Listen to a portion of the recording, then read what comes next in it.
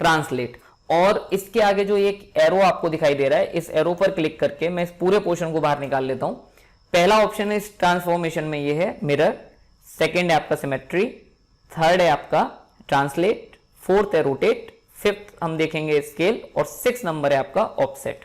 तो फर्स्ट से हम स्टार्ट करते हैं कि आपको मिरर करना है। देखिए मिरर का सीधा सा रूल है कि आपको बीच में एक शीशा रखना है और एक जो ऑब्जेक्ट है उस शीशे के अबाउट आपका एक इमेज क्रिएट कर देगा।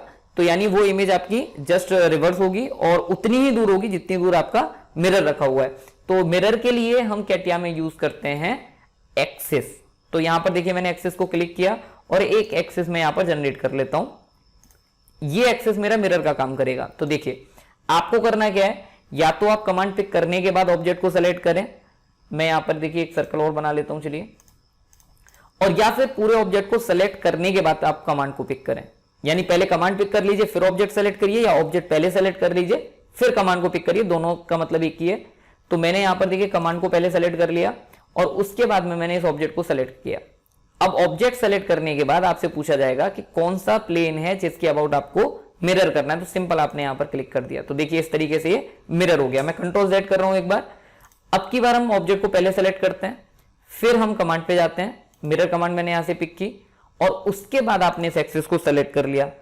तो भी देखिए इसी तरीके से आपका ये मिरर क्रिएट हो गया। तो ये तो आपका मिरर है। अभी मैं इस इमेज को डिलीट कर देता हूं। सेकंड ऑप्शन पर हम चलते हैं। सेकंड ऑप्शन है सिमेट्री। तो सिमेट्री में क्या होगा कि आपका जो ऑब्जेक्ट है वो मिरर तो होगा, लेकिन जो पहला वाला ऑब्जेक्ट है वो आपका रिमूव हो जाएगा। तो मैंने देखिए पहले सेलेक्ट कर लिया ऑब्जेक्ट, अब मैं सिमेट्री को सेलेक्ट कर रहा हूं और देन मैंने क्या किया कि इस एक्सिस को सेलेक्ट कर लिया। तो देखिए क्या हुआ, ये ऑब्जेक्ट आपका एज अ मिरर्ड हो गया, लेकिन उतने ही स्पेस पर एक्सिस से जितने स्पेस पर ये पहला वाला ऑब्जेक्ट बना हुआ था। तो ये है आपकी सिमेट्री। आगे चलते हैं हम नेक्स्ट। एक रेक्टेंगल हम यहां पर क्रिएट कर लेते हैं और रेक्टेंगल की जो विड्थ है वो हम देते हैं 10 और जो हमारी हाइट है हम उसको दे देते हैं 5। अब देखिए यहां पे जो नेक्स्ट ऑप्शन है आपका वो है ट्रांसलेट। ट्रांसलेट का मतलब है कि आप किसी भी ऑब्जेक्ट को वन साइड में कई बार कॉपी कर सकते हैं, कई बार रिपीट कर सकते हैं। तो कैसे करेंगे हम, देखिए रिपीट।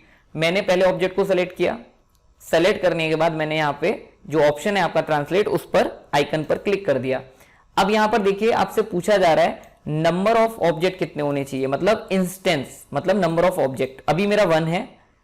अब आपसे ये पूछा जा रहा है कि आप किस पॉइंट से पकड़कर, यानी जो बेस पॉइंट है वो कौन सा होना चाहिए। बेस पॉइंट मतलब जिस पॉइंट से पकड़कर आप उठा के दूसरी जगह रखेंगे। तो मैंने यहां से बेस पॉइंट ये कॉर्नर ले लिया, क्लिक किया और अब देखिए ये ऑब्जेक्ट आगे बढ़ने लगा। आपकी जहां मर्जी है वहां पर आप इसको क्लिक कर सकते हैं। अभी मुझे राइट साइड में चाहिए, ठीक है, तो मैं यहां क्लिक कर सकता हूं, लेकिन यहां पर मुझे इसकी वैल्यू भी डिफाइन करनी होगी अगर मुझे कोई ड्राइंग बनानी है, क्योंकि बिना वैल्यू के कोई भी ड्राइंग नहीं बनती है। तो अगर आप देखिए यहां पर, अभी इस वैल्यू को देखिए हम समझ लेते हैं। ये जो रेक्टेंगल है आपका, इसकी विड्थ आपकी कितनी थी, 10 थी। अभी मैं इसे टच करा के देखिए यहां पर कर्सर छोड़ रहा हूं, तो देखिए आपको यहां पर वैल्यू में क्या लिखा हुआ मिल रहा है, 10 mm। देखिए वैल्यू में क्या लिखा हुआ मिल रहा है, 10 mm। क्यों मिल रहा है यहां पर, देखिए ध्यान से क्यों मिल रहा है, क्योंकि 10 जो यहां पर वैल्यू है जो आप दे रहे हैं वो पॉइंट टू पॉइंट की स्पेसिंग है। पॉइंट कौन सा, जो आपने बेस बनाया था। तो यानी बेस पॉइंट से मतलब जो स्टार्टिंग आपका कॉर्नर है उससे जो दूसरा ऑब्जेक्ट है उसके कॉर्नर की वैल्यू कितनी है जो आपको यहां पर शो हो रही है। तो अगर ये आप 10 वैल्यू रखेंगे तो इसमें क्या होगा कि 10 जो है वो रेक्टेंगल की विड्थ भी काउंट हो जाएगी। तो यानी ऑब्जेक्ट आपको टच करते हुए मिलेगा। तो मैंने यहां पर अगर 15 रखूंगा, तो देखिए मैंने यहां पर 15 लिखा और 15 लिख के आपने एंटर कर दिया। तो अब देखिए ये जो ऑब्जेक्ट है आपका 15 डिस्टेंस पर आपका फिक्स हो गया है। अब आप जिस डायरेक्शन पर क्लिक करेंगे उस डायरेक्शन पर ये बन जाएगा। अब इनके बीच में जो डिस्टेंस है, गैपिंग है, वो 5 है। मैंने टोटल डिस्टेंस कितनी दी थी, 15, 10 इसकी विड्थ हो गई और 5 इनके बीच का गैप हो गया। तो एक बार फिर से हम इसको देखिए समझते हैं। मैंने इसको डिलीट कर दिया। मैंने फिर से यहां पर इस ऑब्जेक्ट को सेलेक्ट करने के बाद जो आपका ऑप्शन है ट्रांसलेट, मैंने उसको पिक किया। इस बार मुझे नंबर ऑफ इंस्टेंस यानी नंबर ऑफ ऑब्जेक्ट मुझे 5 चाहिए थे, ठीक है। फर्स्ट पॉइंट मैंने उसी को क्लिक किया, बेस पॉइंट को। उसके बाद देखिए नंबर ऑफ ऑब्जेक्ट आपके बनने लगे हैं। वैल्यू यहां पर पूछी जा रही है तो वैल्यू हम दे देंगे 15 और 15 रखते हुए मैंने पहले तो उसकी डायरेक्शन डिसाइड की और 15 लिखा और एंटर कर दिया। उसके बाद देखिए ये सारे ऑब्जेक्ट सेट हो चुके हैं 15 पर। मैंने डायरेक्शन डिफाइन की और क्लिक कर दिया। तो इस तरीके से ये देखिए एक्स डायरेक्शन में यानी एक डायरेक्शन में आपका ये आपके 5 ऑब्जेक्ट जो है वो क्रिएट हो चुके हैं। अब आपने सारे ऑब्जेक्ट को सिलेक्ट किया, आपको इस डायरेक्शन में करना था जेड डायरेक्शन में, तो आपने अगेन ट्रांसलेट का ऑप्शन चूज किया। यहां पे 5 नंबर ऑफ ऑब्जेक्ट रखे, आपको 5 चाहिए थे, मैंने बेस पॉइंट यानी इसको क्लिक कर दिया। अब ये देखिए ऑब्जेक्ट आपका वाई डायरेक्शन में बनने लगे हैं। कितनी दूर बनाने हैं मैंने यहां पर वैल्यू लिख दी कि मुझे आपको 10 बनाने थे, क्योंकि 5 इसकी विड्थ है तो 5 मैं गैप दे देता हूं, तो मैंने 10 लिखा और एंटर कर दिया। और अब ये देखिए फिक्स हो चुका है। जो डायरेक्शन आपको देनी है, अगर आपको स्ट्रेट डायरेक्शन देखिए इस तरीके से मिल जाएगी, तो आप इस डायरेक्शन में क्लिक करा देंगे। तो इस तरीके से आप जो है इसको आप एरे भी कह सकते हैं। एरे का मतलब होता है जैसे ऑटोकैड में होता है तो एरे कहते हैं हम, और भी कई सारे मॉडलिंग के सॉफ्टवेयर हैं जिनमें हम इसको एरे का नाम से जानते हैं, पैटर्न के नाम से जानते हैं कुछ सॉफ्टवेयर में हम। तो यानी एक ऑब्जेक्ट को बार बार रिपीट करना, ठीक है। तो अब ये यहां पर तो देखिए आपका ट्रांसलेट ऑप्शन हो गया। अब हम चलते हैं रोटेट ऑप्शन पे। रोटेट ऑप्शन को समझते हैं। देखिए अभी मैं इन ऑप्शन को डिलीट कर देता हूं और यहां से मैं ये सारे ऑप्शन डिलीट कर देता हूं। एक रेक्टेंगल है मेरे पास और एक मैं सर्कल क्रिएट कर लेता हूं ये। अब आपको करना क्या है कि जो आपके पास में ये ऑब्जेक्ट है, इस ऑब्जेक्ट को इस सेंटर के अबाउट कई सारे ऑब्जेक्ट में कन्वर्ट करना है, मतलब कॉपी करना है, डुप्लीकेट बनाने सारे ऑब्जेक्ट। तो आपने इस ऑब्जेक्ट को सेलेक्ट किया, जो मेरे पास ऑप्शन है रोटेट का, तो मैंने उसको क्लिक कर लिया। यहां पूछा जा रहा है इंस्टेंस कितने हैं, मतलब नंबर ऑफ ऑब्जेक्ट कितने हैं, तो मुझे यहां पर चाहिए थे 8 नंबर ऑफ ऑब्जेक्ट मैं ले लेता हूं, ठीक है। 8 नंबर ऑफ ऑब्जेक्ट मुझे चाहिए थे। यहां पर अब आपसे पूछा जा रहा है कि सेंटर पॉइंट कहां पर है, तो सेंटर पॉइंट कहां पर है मेरा, सर्कल का सेंटर पॉइंट देखिए ये है। जब मैं वहां पर ट्रांसलेट कर रहा था, ट्रांसलेट का मतलब क्या था कि आप एक डायरेक्शन में स्ट्रेट कितने ऑब्जेक्ट को बना सकते हैं, और वहां पर आपसे पूछा गया था बेस पॉइंट। बेस पॉइंट मतलब किस पॉइंट से पकड़ के उठा के रखना है। यहां पर रोटेट ऑप्शन यूज कर रहा हूं मैं, तो यहां पूछा जाएगा किस सेंटर के अबाउट आपको रोटेट करना है, तो मैंने सेंटर को क्लिक कर दिया। सेंटर को क्लिक करते ही यहां पर देखिए ये जो आपका एंगल वाला टैब है ये आपका हाईलाइट हो गया। तो अभी यहां पर 0 डिग्री बना हुआ है।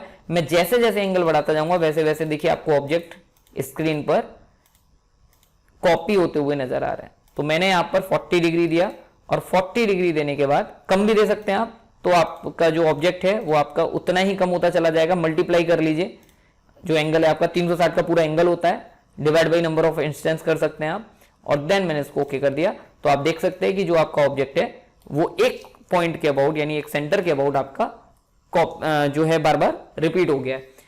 नेक्स्ट ऑप्शन पर चलते हैं हम। नेक्स्ट ऑप्शन है आपका स्केल। तो स्केल के लिए अगेन मैं काम करता हूं कंट्रोल Z करके। एक ऑब्जेक्ट है मेरे पास वही सेम, जिसकी लेंथ है आपकी 10 और विड्थ है आपकी 5। मैंने ऑब्जेक्ट को सेलेक्ट किया, स्केल के ऑप्शन पर क्लिक किया मैंने, और स्केल के ऑप्शन पर क्लिक करने के बाद देखिए यहां पर एक ऑप्शन टिक है डुप्लीकेट मोड। डुप्लीकेट मोड मतलब अभी समझेंगे हम डुप्लीकेट मोड क्या होता है। मैंने इस पॉइंट पर क्लिक कर दिया। आप देखिए ये ऑब्जेक्ट आपका बढ़ने लगा, ये ऑब्जेक्ट आपको दिखाई दे रहा है बनता हुआ। वैल्यू कितनी रखनी है आपको, यहां पर देखिए 0.4 है, मैंने इसको बढ़ाना स्टार्ट किया। ये देखिए ऑब्जेक्ट आपको बढ़ता हुआ नजर आ रहा है। 1 का मतलब होता है कि आपका जितना ऑब्जेक्ट पहले था उतनी ही लेंथ रहेगी। स्केल फैक्टर है ये। स्केल फैक्टर मतलब कितने टाइम्स करना है। अगर 2 देंगे तो सेकंड टाइम 2 टाइम्स हो जाएगा, यानी दुगना कह सकते हैं आप। 3 देंगे तो 3 टाइम्स हो जाएगा, 3 गुना कह सकते हैं आप। तो आपने देखिए इसको बढ़ाना स्टार्ट कर दिया। अब आपने यहाँ पर वैल्यू दे दी 2, तो मैंने 2 लिखकर ओके कर दिया। तो ये देखिए ऑब्जेक्ट आपका 2 टाइम्स आपका बन गया। 2 टाइम्स अब हम देख लेते हैं। देखो यहाँ पर आपको डिस्टेंस दी हुई है 20 और ये डिस्टेंस है 10, यानी जो डिस्टेंस आपकी 10 थी वो 20 हो गई, और जो डिस्टेंस आपकी 5 थी वो आपकी 10 हो गई। तो ये हो गया आपका 2 टाइम्स स्केल आपने इसका बढ़ा दिया। तो ये स्केल कमांड थी। अब हम देखते हैं ऑफसेट कमांड, और ऑफसेट कमांड हम यहाँ पर 2 ऑब्जेक्ट में देखेंगे, एक लाइन में और एक सर्कल में। लाइन में देखते हैं सबसे पहले। ऑफसेट का मतलब होता है कि जो ऑब्जेक्ट आपने बनाया हुआ है उससे कुछ दूरी पर जस्ट पैरेलल, अगर वो सिंगल लाइन है तो जस्ट पैरेलल कुछ दूरी पर सेम वो लाइन क्रिएट करनी है आपको। तो आपने देखिए क्या किया, पहले लाइन को सेलेक्ट किया, उसके बाद यहां से जो ऑफसेट का ऑप्शन है उसको क्लिक कर लिया। आपसे ऊपर पूछा जा रहा है नंबर ऑफ इंस्टेंस, यानी कितने नंबर ऑफ ऑब्जेक्ट आपको बनाने हैं। तो मैंने यहां पर 3 लिखा, 3 बनाने थे मुझे, मैंने 3 लिखकर एंटर कर दिया। अब आपसे यहां पर पूछा जा रहा है ऑफसेट वैल्यू, यानी कितनी दूर आपको मिरर करना है। तो मैंने ऑफसेट वैल्यू यहां पर दे दी 5, तो 5 लिखा मैंने। थोड़ा सा हिल गया है, फिर सेलेक्ट करके हम देखें यहां पर छोड़ देते हैं कर्सर। 5 लिखा मैंने और एंटर कर दिया। अब देखिए यहाँ पर 5-5 डिस्टेंस पर 3 ऑब्जेक्ट जो है आपके वो आपके ऑफसेट हो चुके हैं, यानी इसका ऑफसेट यहां हुआ, फिर इस लाइन का यहां पर हो गया, फिर इस लाइन का यहां पर हो गया। तो अभी मैं इसको डिलीट कर देता हूं। अगेन मैंने सेलेक्ट किया और अब की बार मुझे जो ऑफसेट है वो नीचे की तरफ चाहिए था, तो मैंने ऑफसेट को सेलेक्ट किया और यहां से मैंने वैल्यू लिखी -5 और देन मैंने एंटर कर दिया। तो यहां पे अभी नंबर ऑफ ऑब्जेक्ट 1 था, तो देखिए 1 टाइम आपका नीचे की तरफ ऑफसेट हो गया। हम रिटर्न चलते हैं कि मैंने लाइन को सेलेक्ट किया और ऑफसेट पर मैंने क्लिक कर दिया। ऑफसेट पर क्लिक करने के बाद देखिए यहां पर एक ऑप्शन आ रहा है आपका both side offset. Both side मतलब एक साइड ऊपर की तरफ और एक साइड नीचे की तरफ। तो मैंने नंबर ऑफ ऑब्जेक्ट यहां से 2 ले लिया, 2 लिखा और एंटर कर दिया। ऑफसेट वैल्यू मैंने दे दी 5। अब तो यहाँ प्लस भी दे सकते हैं और अब माइनस भी दे सकते हैं। तो देखिए 2 ऑब्जेक्ट थे आपके, इसका ऑफसेट 5 ऊपर हुआ और एक 5 नीचे हो गया। मैंने 2 दिए थे ऑब्जेक्ट, मतलब एक 5 ऊपर हो गया और एक ऑफसेट 5 नीचे हो गया। तो इस तरीके से इस लेक्चर में आपने ऑपरेशन टूलबार के सारे ऑप्शंस को देखा। पहले आपने फिलेट देखा, फिर चैम्फर, और चैम्फर के बाद फिर मैंने ट्रिम के सारे ऑप्शंस देखे और उसके बाद मैंने यहाँ पर ट्रांसफॉर्मेशन के सारे ऑप्शन देखे।